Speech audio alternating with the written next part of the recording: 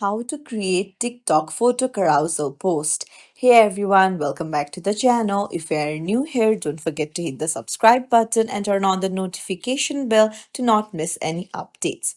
So, do you want to up your TikTok game by posting a carousel post? Then I'll teach you how to. Let's dive right in. First things first, go ahead and open up your TikTok app. Now go to your profile and tap on the plus icon. Now go to your gallery and then tap on select multiple and choose the multiple photos that you want to post. Hit next. And then up there you can see add sound option. So you can tap on it and choose any music that you want to add to your carousel post.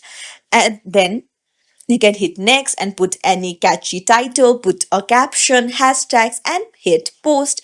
It's as simple as that. If you found this tutorial helpful, don't forget to like and subscribe to our channel for more tips and tricks. Thank you for watching.